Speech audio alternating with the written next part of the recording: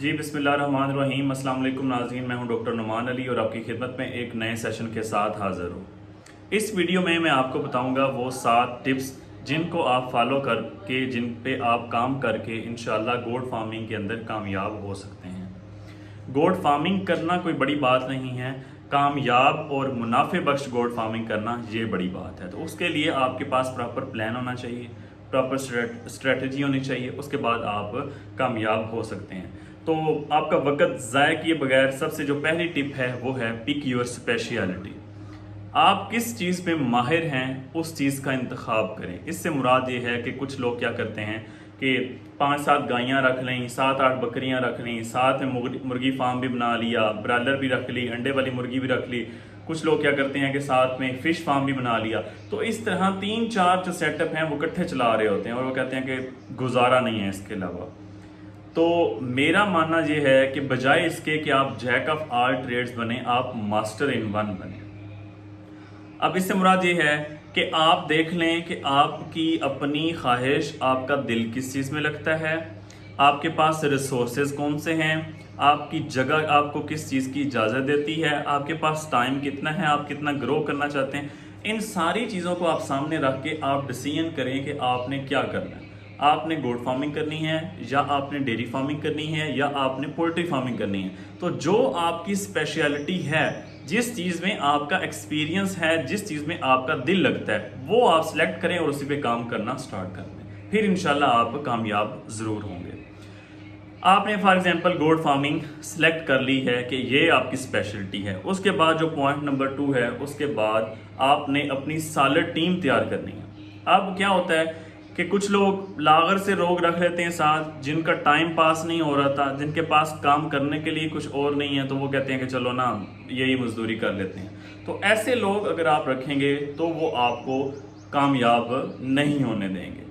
ठीक है, तो कोई ना कोई मसला होता रहेगा। फॉर एग्जाम्पल मैं एक आपको बात बताता हूँ कि कुछ लोग क्या करते हैं, रात को जब बच्चों की पैदाइश होती है तब अगर आपका काम करने वाला बंदा ध्यान नहीं देगा तो बच्चों की सर्दी की वजह से या टाइम पे दूध ना पीने की वजह से, बोली ना पीने की वजह से डेथ हो जाती है। बच्चे पैदा हुए, लंग्स में पानी जा सकता है, उनको उल्टा ना किया, उनकी फौरन देखभाल ना की, तो ये मैंने एक आपको बात बताई है कि ये आप लागर्जी की वजह से ये आपका नुकसान हो सकता है। इसी तरह आप अपनी टीम ऐसी बनाएं जो लोग एक्सपीरियंस्ड हों, जो गोट फार्मिंग को जानते हों, बेसिक जिनके पास नॉलेज हो और उनका दिल भी लगे, काम से मुतनफर ना हो। ठीक है, तो इस तरह आप ऐसी टीम तैयार करें जो काम करने वाली हो। ये आपको तरक्की की राह दिखाएगी। पॉइंट नंबर 3 ये है कि आप सारे का सारा इन्हिसार दूसरों पे ना करें। इस बात के 2 मतलब निकलते हैं। पहला मतलब ये है कि आप लोन लेके काम स्टार्ट ना करें, क्योंकि लोन गोट फार्मिंग ऐसा बिजनेस है, ये आपको 1-2 दिन या 1 महीने की बात नहीं है। कम से कम आपकी पहली इनकम अर्निंग आते हुए आपको साल से 1.5 साल लग सकता है। तो ये एक लॉन्ग टर्म प्रोग्रेस है, लॉन्ग टर्म प्रोसेस है। तो इसके लिए आपको, अगर आप सूद वाले जो कर्जा है वो लेके काम अपना स्टार्ट करेंगे तो इससे आपको क्या होगा कि आप साथ साथ आपको पैसे भी लुटाने पड़ेंगे, उसकी टेंशन भी होगी, और जो ऊपर टैक्स लगेगा उसकी अलहदा से टेंशन होगी। तो ये वाला काम जो है ना, आपने लोन पे इन्हिसार नहीं करना। आप 10-20 बकरियों की बजाय आप 1 या 2 बकरी से काम स्टार्ट करें, लेकिन वो आपके अपने पैसों से होना चाहिए। उसके बाद इसी बात का जो दूसरा मतलब है, आपने सारे का सारा इन्हिसार अपने वर्कर्स पे नहीं करना। आपको बेसिक नॉलेज जब तक खुद नहीं पता होगा, आप दूसरों से काम कैसे करवाएंगे। आपको फीडिंग स्टैंडर्ड्स जो हैं, कितना खिलाना है दिन को, सुबह दोपहर शाम, किस टाइम दूध दोना है बकरियों का, किस टाइम बच्चों को फीडिंग करवानी है, बच्चों की देखभाल कैसे करनी है, वंडा कितना खिलाना है, दाने कितने खिलाने चाहिए, ज़्यादा खिलाएंगे तो क्या होगा, कम खिलाएंगे तो क्या होगा। और थोड़ी बहुत जो है वो स्टार्ट में आपको मेडिकेशन का भी पता होना चाहिए। फॉर एग्जाम्पल अगर जानवर को डायरिया लग जाता है तो वो डायरिया की वजह से डेथ नहीं होनी।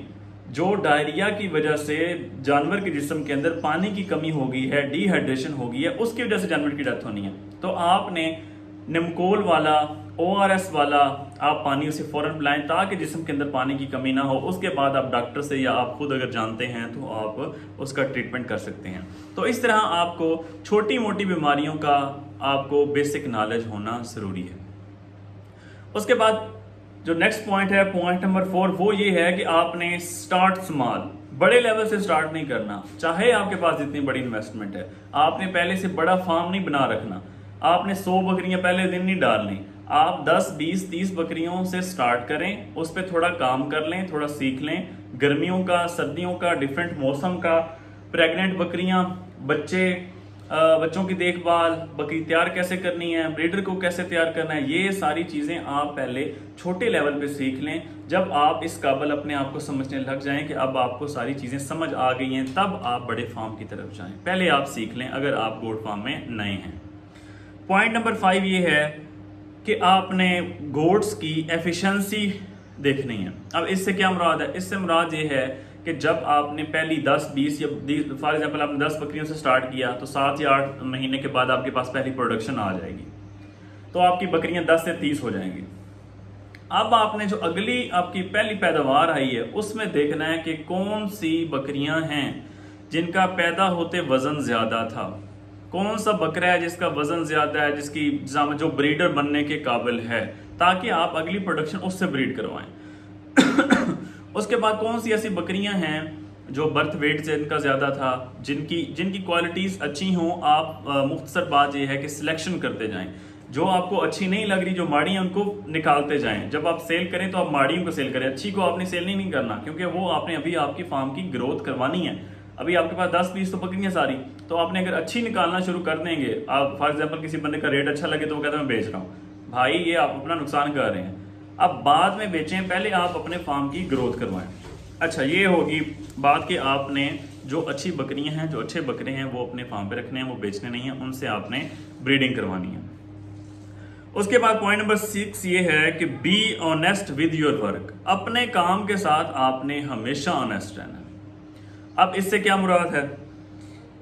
आपने जब बकरी अगर सेल करनी है, फॉर एग्जांपल बकरियों में कुछ बकरियां ऐसी आ जाती हैं जो ना मेल हैं और ना फीमेल हैं, खुसरों वाली साइड पे आती हैं, तो आपने वो वाली बकरी, नॉर्मल बकरी क्या है कि सेल नहीं करनी, क्योंकि आपने जब अपना फार्म एस्टेब्लिश करने में कामयाब होगे तब मार्केट में आपका इमेज जो है वो नेगेटिव नहीं होना चाहिए। लोगों का आपके ऊपर एतबार होना चाहिए कि ये बंदा जानवर अच्छे देता है। अगर आपका ब्रीडर जितने का है आप उतने का ही सेल करें। बकरी में अगर कोई नुक्स है, बकरे में कोई नुक्स है, तो आप पहले उन्हें आगाह करें, उसके बाद उसकी रेट कीमत की तरफ जाएं। शुरू में ये आपने दगाबाजियों पे अगर काम किया तो आप गोट फार्म तो बना लेंगे, फिर सेल कहाँ करेंगे? तो मार्केट बनाने में आपने कामयाब होना है। आपके इर्द गिर्द के जो व्यापारी हैं उनका आपके ऊपर एतबार होना चाहिए। तो अपने काम के साथ आपने हमेशा मुखलिस रहना है। उसके बाद पॉइंट नंबर 7 ये है कि आपने अपने जो टीम है उसको आपने इनाम देते रहना है, रिवार्ड करना है, उनको आपने खुश रखना है। जब वो अच्छा काम करें, आपको अच्छा मुनाफा हो, तब आपने उन्हें पैसों की शक्ल में, अपने अच्छे अल्फाज की शक्ल में उनकी हौसला अफजाई करते रहना है। अगर आपकी टीम सॉलिड टीम है, अच्छी टीम है, काम करने वाली मेहनती टीम है, तब आपको ये पैसे नहीं दुखेंगे। आप उन्हें जैसे ईद आती है सूट लेके दे सकते हैं, अच्छा मुनाफा हो गया तो आप उन्हें कैश में दे सकते हैं, उनकी वैसे दिन भर में हौसला अफजाई कर सकते हैं। मजदूर बंदे की आप हौसला अफजाई करते रहेंगे, आपका काम अच्छा होगा। वो जो 1000, 2000, 3000 आपने मजदूर पे लगाना है, वही आपको 15-20 हज़ार का आपने फायदा दे देगा। आप इस तरह उन्हें रिवार्ड करेंगे, इनाम देंगे। तो जो मैंने पहले बात की कि फॉर एग्जांपल सर्दियों में अगर आप मजदूर की मुलाजम की जो है लापरवाही की वजह से सर्दियों में अगर बच्चा पैदा हुआ है और उसकी लापरवाही की वजह से 2 बच्चों की डेथ हो गई, सर्दी की वजह से या फिर टाइम से बोली ना पीने की वजह से या किसी भी वजह से उसकी लापरवाही की वजह से अगर डेथ हो गई, तो वो बच्चे तो आपके नुकसान हो गए, 2-3 हज़ार का नुकसान ज्यादा, या ये जो 2-3 बच्चों का नुकसान हो गया।